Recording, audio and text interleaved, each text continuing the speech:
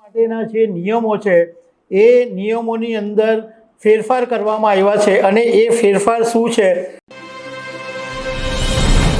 અત્યારે જે વિડીયો હું કરવા માટે જઈ રહ્યો છું એ તમારા ખાસ કામનો છે, કારણ કે તાજેતરની અંદર લોકસભામાં registration of births and deaths amendment bill 2026 પસાર થઈ ગયું છે। 1969 જે આ એક્ટ બનેલો હતો એમાં સુધારો કરવામાં આવ્યો અને આ બિલ લોકસભાની અંદર મંજૂર કરવામાં આવ્યું। મતલબમાં જન્મ અને મૃત્યુ નોંધણી માટેના જે નિયમો છે એ નિયમોની અંદર ફેરફાર કરવામાં આવ્યા છે અને એ ફેરફાર શું છે એ જાણવા જરૂરી છે। તો આના વિશે હું તમારી સાથે વાત કરીશ। મારું નામ રાજેશ શાહ છે અને તમે જોઈ રહ્યા છો ગુજરાતના સૌથી મોટા ડિજિટલ ન્યૂઝ પ્લેટફોર્મ ખબરછે.com। લોકસભામાં 29 જુલાઈના દિવસે જન્મ અને મરણ નોંધણી સંબંધિત મહત્વનું બિલ પસાર થઈ ગયું છે।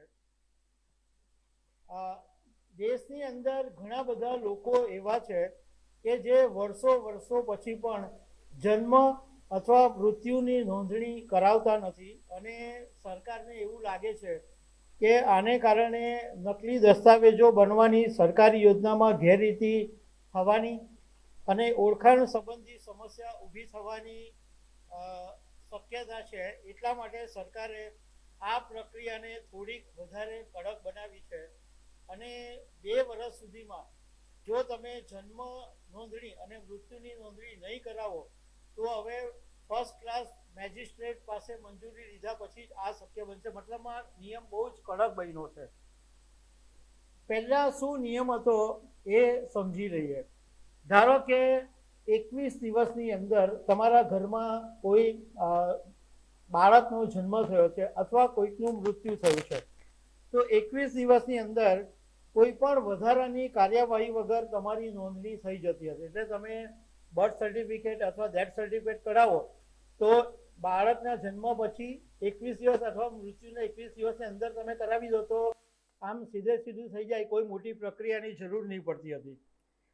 21 દિવસથી 30 દિવસની અંદર જો તમે રજિસ્ટ્રેશન કરાવતા હતા, આ પહેલાંના નિયમની વાત કરું છું, તો લેટ ફી ભરીને સ્થાનિક રજિસ્ટ્રારની મંજૂરીથી તમને બર્થ સર્ટિફિકેટ, ડેથ સર્ટિફિકેટ મળી જતું હતું। 30 દિવસથી 1 વર્ષ માટે જો તમને મોડું થયું હોય તો જિલ્લા અથવા સબ ડિવિઝન સ્તરના અધિકારીઓની લેખિત મંજૂરી અને એફિડેવિટ આપવાથી તમને મળી જતું હતું સર્ટિફિકેટ। 1 વર્ષથી વધારે જો સમય થયો હોય તો એક્ઝિક્યુટિવ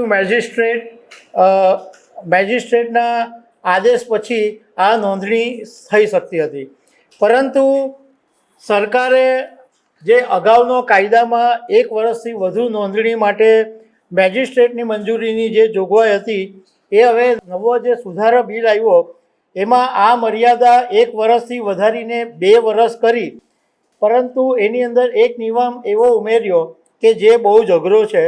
હવે 2 વર્ષ સુધી જે નોંધણી નહીં કરાવે એણે જ્યુડિશિયલ મેજિસ્ટ્રેટ ફર્સ્ટ ક્લાસની ફરજિયાત મંજૂરી લેવી પડશે।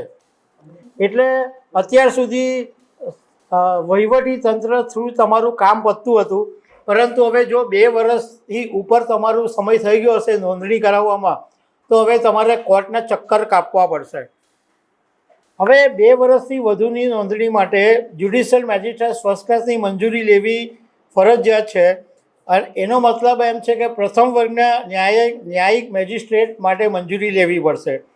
એટલે આમાં થશે શું કે જો તમે 2 વર્ષથી વધારે મોડું થઈ ગયું હોય તો તમારે એક તો આ જ્યુડિશિયલ મેજિસ્ટ્રેટ ફર્સ્ટ ક્લાસની કોર્ટમાં જવું પડશે। એમાં તમને ત્યાં પછી પૂછશે કે નોંધણી મોડી કેમ થઈ, પૂરતા પુરાવા છે કે નહીં, કોઈ ખોટું પ્રમાણપત્ર અથવા છેતરપિંડી કરવાનો પ્રયાસ તો નથી ને। તમારે કોર્ટની અંદર હોસ્પિટલના રેકોર્ડ, માતા પિતાના દસ્તાવેજો, સાક્ષી અને અન્ય પુરાવા પણ પૂરા પાડવા પડશે। અત્યારે દર્શક મિત્રો એક વાત તમારે સમજી લેવાની જરૂર છે કે આ જે જન્મ મૃત્યુનું જે બિલ છે એ લોકસભાની અંદર પસાર થઈ ગયું છે, હવે રાજ્યસભામાં પસાર થશે, એ પછી રાષ્ટ્રપતિ પાસે જશે અને રાષ્ટ્રપતિ મંજૂરીની મોહર મારશે એ પછી કાયદો બનશે. એટલે જો હજુ પણ તમારા પરિવારમાં કોઈ બાળકનો જન્મ થયો હોય અથવા કોઈકનું મૃત્યુ થયું હોય તો તાત્કાલિક બર્થ સર્ટિફિકેટ અથવા ડેથ સર્ટિફિકેટની પ્રક્રિયા શરૂ કરી દેજો. કારણ કે કાયદો બનશે પછી તમારે જો 2 વર્ષથી વધારે સમય થઈ ગયો હશે તો કોર્ટના ચક્કર કાપવા પડશે. એટલે આ તમે ખાસ ધ્યાન રાખજો કે જન્મ મૃત્યુની નોંધણીમાં લાપરવાહી કરતા નહીં. તો દર્શક મિત્રો, આવી અનેક વાતો સાથે મળતા રહીશું. આભાર.